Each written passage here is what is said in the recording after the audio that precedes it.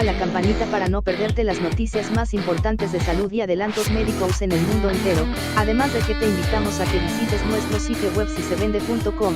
Recuerda que en la descripción de este video podrás encontrar los links. Para curar el Alzheimer, debemos olvidar lo que sabemos hasta ahora. Al principio cae un árbol. Nadie lo nota en el denso y majestuoso bosque de la memoria. Luego cae otro árbol, y muchos árboles se derrumban. Aparecen parches seriazos de memoria, los significados que vivían dentro de ellos huyen alarmados. El bosque se borra. Aquí y allá queda un tocón seco. ¿Quién eres tú? Mi hijo. Encantada de conocerte. ¿Quién eres tú? Cerca de 5.7 millones de estadounidenses viven con la enfermedad de Alzheimer, 5.7 millones de personas cuyas mentes se están agotando, cuyos recuerdos se están convirtiendo en polvo, sus personalidades se desmoronan. El número en Israel es 150.000. Con el aumento de la esperanza de vida, se anticipa que aumentará el número de afectados. Para 2050 se prevé que 13.8 millones de estadounidenses sufrirán de Alzheimer. La carga emocional es intolerable. La carga económica es inmensa. Durante décadas, los científicos de todo el mundo han estado investigando la enfermedad, se han invertido decenas de miles de millones de dólares en investigación, sin nada que mostrar. Sin tratamiento, sin medicina, sin alivio. El único medicamento que está aprobado para su uso afecta los síntomas de la enfermedad solo por unos pocos meses. Ocasionalmente, hay un informe de los medios sobre un avance aparentemente prometedor o sobre un éxito en un experimento con ratones de laboratorio, pero al final las esperanzas se desvanecen. Ahora, después del fracaso de más de 400 experimentos realizados en todo el mundo, algunos de ellos en las primeras etapas, otros en la fase de pruebas en seres humanos, y mientras las empresas cierran los centros de desarrollo que están trabajando en la enfermedad de Alzheimer, las dudas comienzan a empeorar. Es posible que la dirección de la investigación fuera incorrecta desde el principio. Fue un error centrarse en una sola teoría que se suponía que explicaba todo. La mayoría de los científicos continúan defendiendo la teoría convencional y explicando cada falla de la experimentación individualmente. Muchos, sin embargo, sostienen que el campo ha llegado a un punto muerto y que un cambio de paradigma es esencial. La enfermedad de Alzheimer es la causa más frecuente de demencia, que se refiere a una disminución significativa en el funcionamiento cognitivo. Otras posibles causas de demencia incluyen deficiencias de vitaminas, depresión y reacción a la medicación, entre otras. Es una enfermedad que se desarrolla gradualmente. Inicialmente, la memoria a corto plazo se ve afectada, luego la memoria a largo plazo y, con el tiempo, otras funciones cognitivas también se ven afectadas, como la orientación en el tiempo y el espacio, la capacidad de hacer planes y otros. En las etapas que siguen, las funciones motoras también disminuyen. Todos estos cambios funcionales son manifestaciones de cambios físicos que ocurren en el cerebro, primero en el hipocampo, que es responsable de crear nuevos recuerdos, luego en regiones adicionales. Lenta y gradualmente, las células nerviosas se dañan y degeneran, y el cerebro se encoge progresivamente. Se conocen dos tipos de Alzheimer. Uno es hereditario y raro, afecta a una pequeña fracción de los enfermos. Comienza a una edad temprana, 30 a 40, y es causada por unas pocas docenas de genes, que han sido identificados. Las causas del segundo, que aparece a una edad avanzada, no son tan claras, por lo que se denomina aleatorio. El Alzheimer aleatorio también tiene un componente genético, pero con este tipo de enfermedad, la importancia fundamental reside en el modo de vida del individuo. La hipótesis de investigación dominante durante casi 30 años apunta con un dedo acusador a una proteína llamada beta-amiloide, cuya acumulación en el cerebro se considera la causa principal de la enfermedad. Se produce en las células nerviosas y crea placas entre ellas, lo que a su vez interrumpe la comunicación de las neuronas y debilita las células nerviosas, lo que lleva a la pérdida de las capacidades cognitivas. La existencia de placas de amiloide en el cerebro es el signo característico de la enfermedad de Alzheimer y lo distingue de cualquier otra enfermedad de demencia. La hipótesis amiloide comenzó a florecer después de que surgió que se deriva de una proteína más larga y cuando se descubrió que todas las más de 150 mutaciones que aparecen en el Alzheimer hereditario están involucradas en el proceso derivado. Esta hipótesis encuentra dos dificultades principales. Primero, no hay una correlación completa entre la existencia de las placas y las capacidades cognitivas. Muchas personas tienen placas amiloides en el cerebro, sin embargo, son cognitivamente sanas. En segundo lugar, ninguno de los cientos de tratamientos que lograron reducir o eliminar las placas del cerebro de los pacientes fue capaz de restaurar, o al menos reducir la pérdida de capacidades cognitivas. Aún así, la hipótesis amiloide siguió siendo la dominante. Con el transcurso del tiempo, los investigadores descubrieron la participación de otra proteína, tau, que crea ovillos en la célula nerviosa antes de su muerte. La hipótesis se actualizó en consecuencia. Las placas amiloides ponen en marcha el proceso y los nudos tau lo concluyen. Ni siquiera el hecho de que los pacientes no se curaran, incluso cuando la tau fue dañada, fue capaz de desalojar la hipótesis de su estatus principal. ¿Por qué es así? A pesar de un número creciente de fracasos, solo una minoría de científicos está tratando de pensar de manera diferente acerca de la enfermedad. Muchos de ellos admiten que les resulta difícil publicar sus estudios y dicen que han sido los más criticados, y, lo que es peor, han sido ignorados. Hace 2 años, por ejemplo, 33 científicos y médicos publicaron un artículo instando a que se tomara nota de los cientos de hallazgos publicados a lo largo de los años que apuntan a una conexión entre ciertas bacterias y virus, y el Alzheimer. Estos hallazgos proponen no solo una conexión circunstancial, por ejemplo, que las personas que padecen herpes corren un mayor riesgo de enfermarse con la enfermedad de Alzheimer, sino una conexión causal genuina, que los parásitos están directamente involucrados en el desarrollo de la enfermedad. Cuando las células se infectan con herpes, o cuando los cerebros de ratones jóvenes se infectan con salmonela, se forman placas amiloides. En los cerebros de las personas que murieron de la enfermedad de Alzheimer, el ADN del herpes se encuentra exactamente en los lugares donde existen las placas amiloides, y así sucesivamente. Descubrimientos como estos llevaron a la hipótesis de que el papel natural del amiloide es proteger las células contra los parásitos, y que el problema surge solo cuando falla en esa tarea. La solución, según este enfoque, es ridículamente simple: antibióticos o medicamentos antivirales para erradicar los parásitos. El hecho es que los defensores del enfoque dicen que las personas que reciben tratamiento con medicamentos antivirales tienen un riesgo 10 veces menor de contraer el Alzheimer. Imagina eso. Aún así, la imagen es probablemente más complicada. El Alzheimer, como el cáncer, aparentemente no es una enfermedad. Sus causas pueden ser múltiples, por lo que los medicamentos y las soluciones también deben ser diversificados y coordinados, de acuerdo con las causas y circunstancias. Es posible que para que se desarrolle el Alzheimer se requiera una combinación de varios factores. En consecuencia, es importante que más y más científicos se embarquen en nuevos caminos y miren el tema desde diferentes ángulos. Entre los que presionan por un cambio, se destacan 2 investigadores israelíes, Ine Slutsky de la Universidad de Tel Aviv y Michael Schwartz del Instituto Weizmann de Ciencia en Rehovot. Cada uno de ellos comienza desde un punto de partida diferente y propone nuevas ideas que tienen el potencial de liberar al campo de su condición de estancamiento. Ine Slutsky. Creo que es más fácil culpar a los ratones que preguntar dónde nos equivocamos. No es fácil admitir que el enfoque fue defectuoso. Triturando el cerebro, el profesor Slutsky, de la Facultad de Medicina Sackler de Tau y la Escuela de Neurociencias Agol, cree que las ideas conceptuales son difíciles de desarraigar, especialmente después de que se hayan invertido recursos sustanciales en ellas. Los científicos que todavía se aferran a una hipótesis naturalmente tienen explicaciones para las dificultades, dice con una sonrisa. Hasta hace poco, las placas amiloides en el cerebro solo podían descubrirse en una autopsia. Debido a que la enfermedad de Alzheimer tarda 15 e incluso 20 años en desarrollarse hasta que las fallas cognitivas se revelan a sí mismas, los científicos argumentan que una autopsia también produce placas en el cerebro de personas que aún no han desarrollado los síntomas, pero que ciertamente los habrían desarrollado si hubieran vivido unos años más.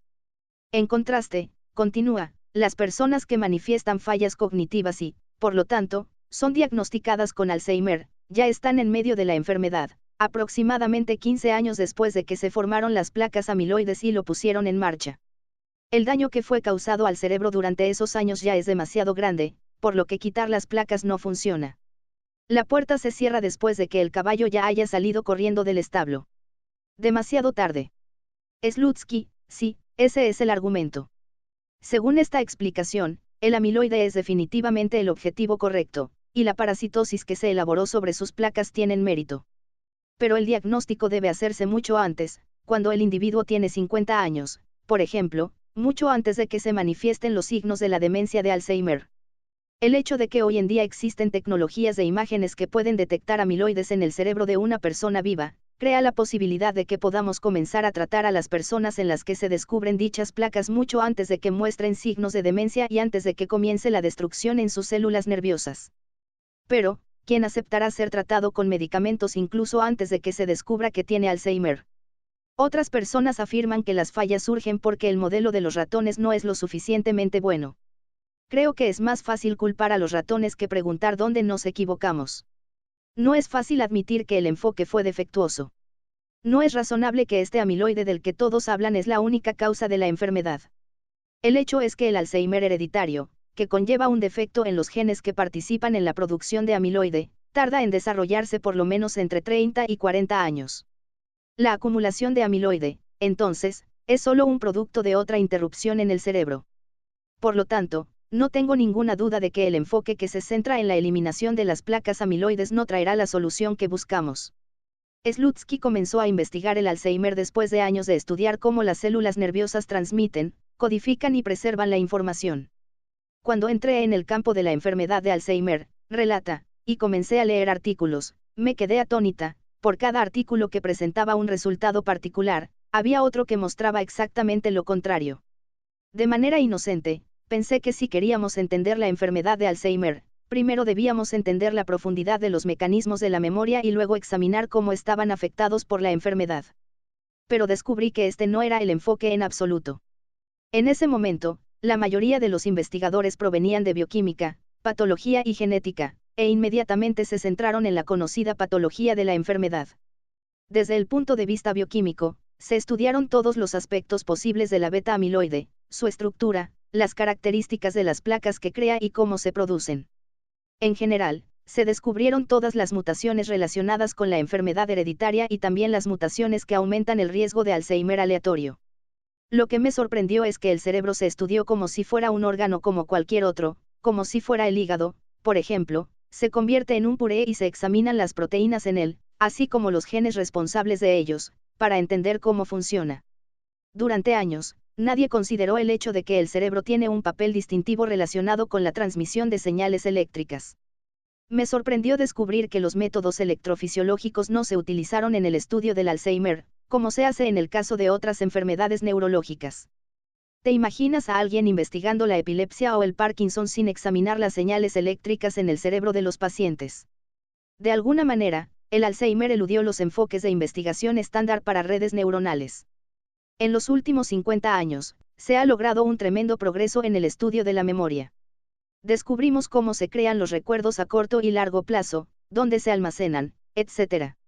Sin embargo, con respecto a una enfermedad que involucra un problema de memoria tan difícil, todas estas ideas fueron ignoradas. En mi opinión, si la ciencia básica nos muestra que la memoria depende de la actividad eléctrica de la red neuronal, deberíamos ser capaces de identificar la firma eléctrica que caracteriza al Alzheimer y de tratarla. Entonces, ahora tenemos que volver al tablero de dibujo y comenzar desde el principio. No. Pero necesitamos abrir nuestras mentes y hacer más preguntas básicas. Debido a que la investigación que se concentró en el campo bioquímico no ha funcionado, se debe abandonar ese enfoque y lanzar una nueva era. Desde mi punto de vista, las proteínas existen en las células nerviosas para permitir su actividad eléctrica. Así que pensé que si supiéramos cuál es la función normal de la amiloide en el cerebro, podríamos entender cuál es la primera etapa que causa problemas de memoria. Anteriormente, no se conocía la función fisiológica normal de la beta-amiloide. En general, tiene un papel en la transmisión regular de señales eléctricas en el hipocampo, en la preservación de la plasticidad de las células nerviosas y en la creación de memoria. Para eso, se necesita un cierto nivel equilibrado de amiloide en las células. Descubrimos que no solo a un nivel alto, es problemático, como ocurre en la enfermedad de Alzheimer, sino que un nivel excesivamente bajo también interrumpe la comunicación. Un ratón de laboratorio. Creo que es más fácil culpar a los ratones que preguntar dónde nos hemos equivocado, dice Ine Slutsky. Slutsky descubrió, entonces, que el amiloide afecta la actividad eléctrica regular en un cerebro sano, y que, sorprendentemente, lo contrario también es cierto, que la actividad normal en el cerebro afecta la producción de amiloide. Resulta que el amiloide se produce en dos formas, corta y larga. Es lo último lo que es problemático. El amiloide largo es el tipo malo que se acumula y produce la placa, el tipo corto es bueno, y están en un estado de equilibrio. La mayoría de las mutaciones que causan el Alzheimer hereditario fomentan la producción del amiloide largo y malo. Cuando medimos la actividad en un hipocampo saludable, señala Slutsky, vimos que cuando la tasa de actividad eléctrica es alta, una condición que caracteriza el aprendizaje y la creación de memoria. Una gran cantidad de amiloide, bueno, en comparación con malo, se produce. Es este el motivo de la recomendación de que aprendamos cosas nuevas, un lenguaje, una nueva esfera de conocimiento, etc., para prevenir el Alzheimer. Porque, cuando fomentamos la actividad eléctrica que implica el aprendizaje y la memoria, fomentamos la producción de amiloide bueno e inhibimos el malo. No tengo una respuesta simple a esa pregunta. Solo puedo decir que espero que en los próximos años podamos descubrir ciertos patrones de buena actividad cerebral y que podamos entender cómo preservarla a través del aprendizaje, la nutrición o la actividad física. En los últimos años, se han publicado artículos sobre personas que sufren de deterioro cognitivo leve, MCI, una condición que generalmente se ve como una etapa previa al Alzheimer. Cuando se trató su patología eléctrica, sus recuerdos mejoraron. Naturalmente, lo encontré muy alentador. Para Slutsky, un concepto clave es la homeostasis, que se altera en enfermedades como el Alzheimer. La homeostasis es un principio básico de la vida y se refiere al mantenimiento de un entorno interno estable, incluso en presencia de cambios que se producen en el entorno externo. La presión arterial, los niveles de solución salina y la temperatura corporal se mantienen en el cuerpo a valores bastante estables, y cualquier interrupción o desviación de ellos activa los mecanismos que restauran el sistema al estado estable. El ejemplo clásico de este tipo de mecanismo en el cuerpo humano es la secreción de insulina después de una comida, preservando así los niveles de azúcar dentro del rango normal. Una analogía de la tecnología sería un acondicionador de aire que se establece en un valor objetivo, como 24 grados C, 75 grados F. Cuando la temperatura en la habitación se desvía de ese valor, el acondicionador de aire recibe una orden para enfriar o calentar, y la temperatura regresa al valor deseado. Un cerebro sano funciona de la misma manera, relata Slutsky. En una serie de experimentos bien conocidos que midieron la actividad eléctrica en el cerebro de una rata, uno de los ojos de una rata se cerró y, como se esperaba, la actividad eléctrica en la región de la vista se desplomó. Sorprendentemente, sin embargo, 2 días después, la actividad eléctrica en la región volvió a su nivel original, a pesar de que el ojo todavía estaba cerrado. En otras palabras, el sistema se recuperó incluso después de la sacudida que recibió. Nosotros también mostramos una recuperación similar en una red de células nerviosas del hipocampo, dice Slutsky. Eso significa que la red neuronal tiene mecanismos que pueden preservar su estabilidad eléctrica, incluso cuando sufre cambios dramáticos. Esa estabilidad es una de las características básicas de un cerebro sano y, en efecto, es una condición para su salud. Usted habla de estabilidad, pero el cerebro es un órgano que se supone que cambia en respuesta a las circunstancias. Ese es el punto. Hay un juego aquí entre dos fuerzas, cambio y estabilidad. La posibilidad de adaptarse al entorno y la capacidad de crear y conservar memorias dependen de la flexibilidad de la red neuronal. El peligro en un sistema flexible es que tiene una tendencia inherente a la inestabilidad y, por lo tanto, el cerebro desarrolló mecanismos de homeostasis, que tienen un papel estabilizador. Nuestra hipótesis, continúa, es que en el Alzheimer, se produce una interrupción en el control homeostático de los circuitos neuronales conectados a la memoria y el aprendizaje. Nuestros resultados preliminares sugieren que los genes que se sabe que están involucrados en la enfermedad de Alzheimer están conectados a ese control. Descubrimos, por ejemplo, una proteína que participa en la determinación del valor objetivo en el hipocampo, es decir, el valor según el cual el sistema se organiza para una tasa particular de actividad eléctrica. Cualquier interrupción de este valor desvía el sistema a un estado anormal que daña la plasticidad y la memoria, y estamos buscando una manera de restablecer el valor a su estado original. El hecho de que la atención del mundo científico se haya dirigido a las ocurrencias eléctricas patológicas en el cerebro de los pacientes de Alzheimer ha arrojado recientemente varios hallazgos interesantes. Por ejemplo, un estudio que rastreó la actividad eléctrica en el cerebro de docenas de pacientes aleatorios con Alzheimer mostró que el 40% de ellos tenía ataques similares a la epilepsia durante el sueño. Además, la condición cognitiva de quienes sufrieron tales ataques se deterioró mucho más rápidamente que la de las personas que no los experimentaron. En otras palabras, hay una conexión entre la patología eléctrica y el deterioro de la memoria. Recientemente surgió que esta actividad eléctrica irregular aparece incluso en el cerebro de las personas que están al borde del brote de la enfermedad, las que acaban de comenzar a mostrar signos de demencia que luego resultan ser de Alzheimer. Si es así, podría existir la posibilidad de una identificación temprana de la enfermedad, incluso antes de la aparición de los síntomas difíciles de la pérdida de memoria y la creación de placas de amiloide. Slutsky tiene pensamientos similares. Sobre la base de nuestro enfoque, a saber, que la causa principal de la enfermedad de Alzheimer, o al menos una de las causas principales, es un fallo del control homeostático del cerebro, queremos desarrollar un método para el diagnóstico temprano de la enfermedad. La idea es darle una sacudida seria al cerebro y luego medir la rapidez con que el sistema vuelve a su condición anterior. El tiempo que toma regresar al punto de equilibrio podría ser un buen indicador de la salud del cerebro y, por lo tanto, servir como una herramienta para un diagnóstico temprano de la enfermedad de Alzheimer. ¿No es esa una prueba que puede ser algo traumática? Sí, pero estaría destinado a ser breve. Es como el principio de la prueba para diagnosticar la diabetes. El paciente recibe grandes cantidades de azúcar, que es especialmente poco saludable, para examinar cómo se las arregla y cuánto tiempo le lleva regresar a su equilibrio normal. La dirección de la investigación en nuestro caso todavía está en etapas preliminares, porque todavía nos estamos concentrando principalmente en comprender los mecanismos básicos de la memoria y la homeostasis. Cuando usas la ciencia básica, no puedes fallar. Ve a la derecha, encontrarás algo interesante, ve a la izquierda, encontrarás algo allí también. No está atado a una situación en la que se ha propuesto encontrar un medicamento, que siempre producirá un sesgo. Por lo tanto, desde mi punto de vista, estará perfectamente bien incluso si mi teoría sobre el desarrollo de la enfermedad se demuestra errónea. Las respuestas negativas, si están conectadas a tierra, también nos hacen avanzar hacia la solución. Lo crítico es no ser encarcelado por una convención. Michael Schwartz. El sistema inmunológico es la clave para curar el Alzheimer, esa es la dirección que estamos siguiendo. En cierto sentido, es como si estuviéramos rejuveneciendo el cerebro. Crédito, Ofer Vaknin Michael Schwartz. El sistema inmunológico es la clave para curar el Alzheimer, esa es la dirección que estamos siguiendo. En cierto sentido, es como si estuviéramos rejuveneciendo el cerebro. Barrera de control fronterizo. Otra científica que definitivamente se niega a estar en el escaño de la convención es Michael Schwartz, del Departamento de Neurología del Instituto Weizmann. La profesora Schwartz fue una de los 4 principales científicos a quienes la prestigiosa revista Nature Medicine recientemente solicitó que intentara cortar la confusa red de estudios sobre el Alzheimer.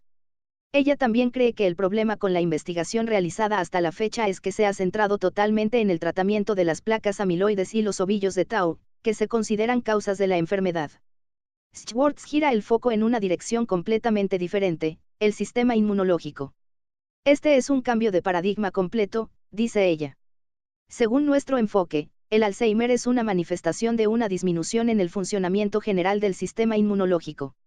A lo largo de la vida de una persona, este sistema sirve al cerebro y mantiene su equilibrio. Cuando se debilita, ¿qué es lo que sucede en la vejez? Permite que se desarrolle el Alzheimer. De acuerdo con nuestra concepción, se deduce que, independientemente de las causas preliminares de la enfermedad, su cura debe centrarse en el sistema inmunológico.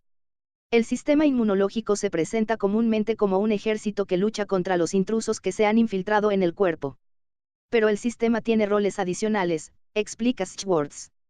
Las células inmunitarias circulan en la sangre y controlan el cuerpo, y siempre que se detecta una desviación del equilibrio, la invasión de un elemento extraño, la aparición de una célula precancerosa, la acumulación de desechos o daños en el tejido, entran en acción.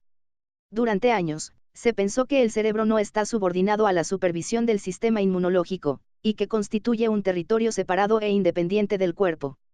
Se sabía que en todas las enfermedades degenerativas del cerebro, la enfermedad de Parkinson, ALS, enfermedad de Lou Gehrig, Alzheimer, aparece una inflamación del cerebro, lo que significa una presencia masiva del sistema inmunitario allí.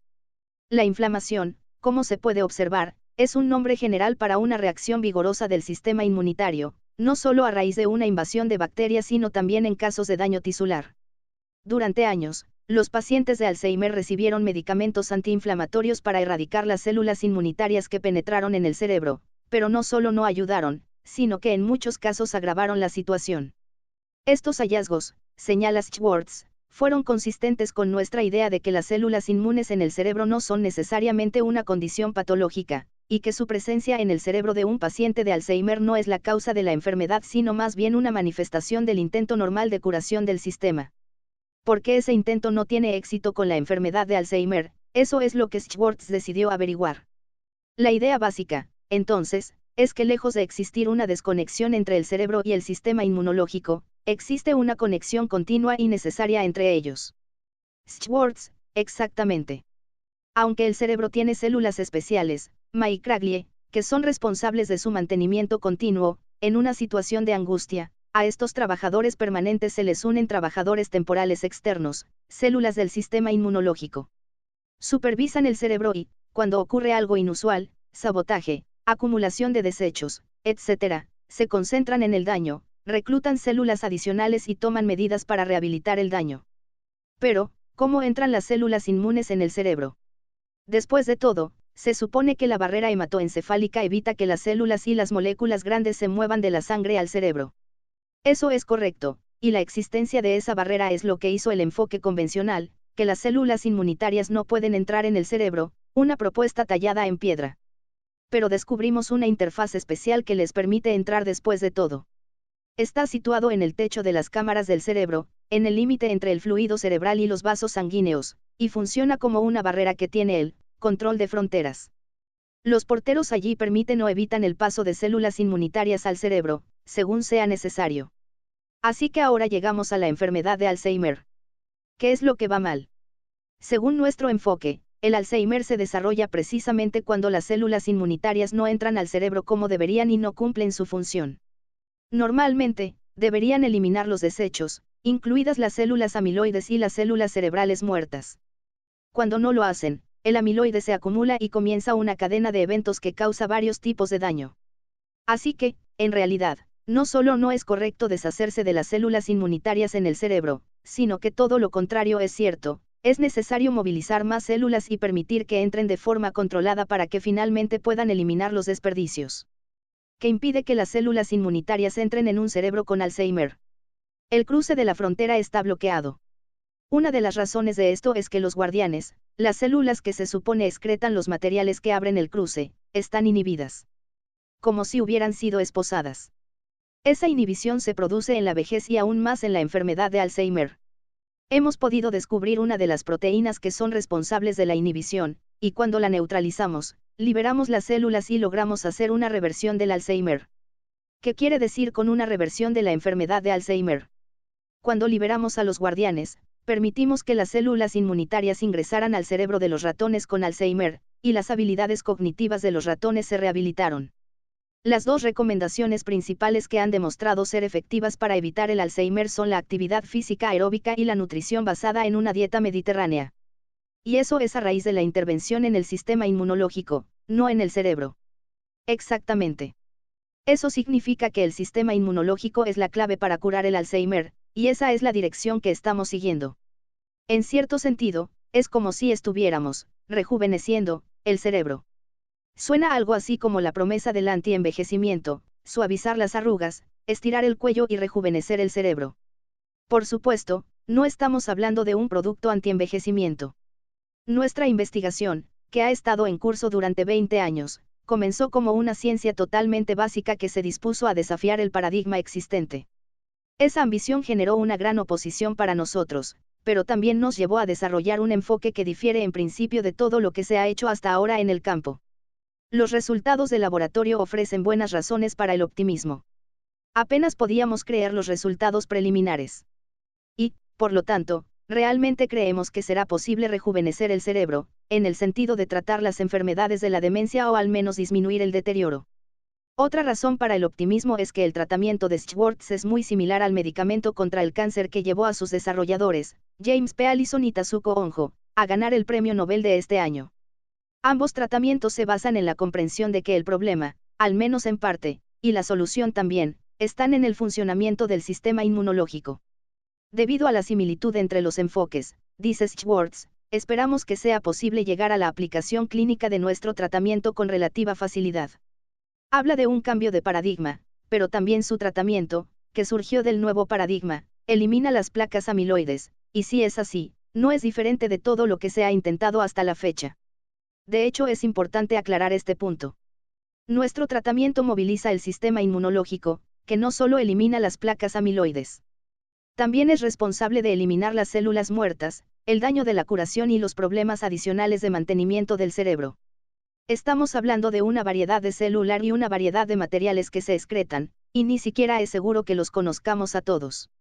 Eso es lo que está tan bien de nuestro enfoque, que incluso sin entender completamente cuál es la primera razón para el Alzheimer, o la segunda o la tercera, es suficiente si fortalecemos el sistema inmunológico para que tenga éxito, porque estamos utilizando el sistema de curación natural del cerebro. No está orientado a tratar un elemento particular de la enfermedad de Alzheimer, necesariamente, sabe cómo ejecutar la totalidad de los procesos. Es en realidad un paquete de rehabilitación. Exactamente. En el momento en que el sistema inmunitario se libera de la inhibición, simplemente permitimos que haga su trabajo y restaura el cerebro a su equilibrio. Por lo tanto, creo que un medicamento para el Alzheimer es una cuestión de la próxima década. Menos azúcar, dormir mejor. La respuesta a la pregunta de si el Alzheimer es una enfermedad genética es que lo es. Cuanto antes aparece la enfermedad, más fuerte es el componente genético y cuanto más tarde aparece, más decisivo es el papel del estilo de vida de uno. Debido a que la enfermedad es actualmente incurable, es útil tomar nota de las posibles formas de prevenirla. Los estudios han encontrado una serie de elementos que influyen en el desarrollo de la enfermedad, de los cuales se derivan recomendaciones para el comportamiento. En términos generales, las recomendaciones son para la misma forma de vida que es adecuada para prevenir el cáncer y las enfermedades cardíacas, aunque se han encontrado mecanismos que vinculan algunos de los elementos directamente con la enfermedad de Alzheimer. Las dos recomendaciones principales que han demostrado ser eficaces para prevenir la enfermedad o inhibir el deterioro en sus etapas iniciales son la actividad física aeróbica, al menos 30 minutos al día, 3 a 4 días a la semana, y la nutrición basada en una dieta mediterránea, frutas frescas, y verduras, nueces y granos, aceite de oliva, pescado y productos lácteos, cantidades moderadas de pollo y vino tinto, y un poco de carne roja. En los últimos años, el azúcar ha sido considerado como un factor de riesgo primario, tanto que algunos llaman a la diabetes tipo 3 al Alzheimer. Recientemente, se publicaron los resultados de un estudio que supervisó a 5.189 personas durante una década. Encontró que cuanto más altos eran sus niveles de azúcar en la sangre, más rápido era su deterioro cognitivo. Esta correlación también se aplica a las personas que no son diabéticas o prediabetes, pero que se encuentran en lo que se considera un rango normal. Además de esto, los estudios sugieren que la medicación más común para la diabetes tipo 2, la metformina, también conocida como glucominoglucopage, protege al cerebro de la enfermedad de Alzheimer, Parkinson y otras enfermedades neurodegenerativas. Existe evidencia de que incluso los no diabéticos pueden beneficiarse de tomar el medicamento. Sin embargo, debido a que es un medicamento genérico y por lo tanto es sorprendentemente económico, las compañías farmacéuticas no tienen interés en invertir en esta dirección de investigación. La profesora Slutsky demostró que una sustancia que es muy similar a la metformina está involucrada en el control homeostático en el hipocampo. Otras recomendaciones, cuya efectividad aún no se ha demostrado de manera definitiva pero para las cuales se ha encontrado evidencia, incluyen aprender cosas nuevas, auditar conferencias, aprender un nuevo idioma y cosas por el estilo, y forjar lazos sociales. Su razonamiento subyacente es la creación de reservorios cognitivos. Las actividades cognitivas influyen en la memoria al desarrollar redes neuronales ramificadas que representan la realidad, de modo que incluso si el daño se causa en un lugar debido a las placas amiloides, la extensa red puede proponer rutas alternativas. Finalmente, nunca es una exageración enfatizar la importancia de dormir lo suficiente. Los estudios han encontrado una conexión entre los ciclos de sueño y vigilia y la acumulación de placas beta-amiloides en el cerebro. Los escáneres cerebrales han descubierto una acumulación de las placas en el hipocampo incluso después de una noche sin dormir. Paralelamente, surgió que las proteínas amiloides se expulsan de manera efectiva durante el sueño y no durante la vigilia. De ello se deduce que la falta de sueño puede causar o estimular el desarrollo de la enfermedad de Alzheimer, una conclusión que es consistente con la hipótesis de la profesora Schwartz sobre la participación del sistema inmunológico, que está activo principalmente por la noche, para restringir el desarrollo de la enfermedad. SiSeVende.com el lugar ideal para construir tu sitio web profesional, crear una imagen para tu empresa, desarrollar tu video corporativo o implementar una estrategia de marketing viral. Encuentra el link en la descripción de este video.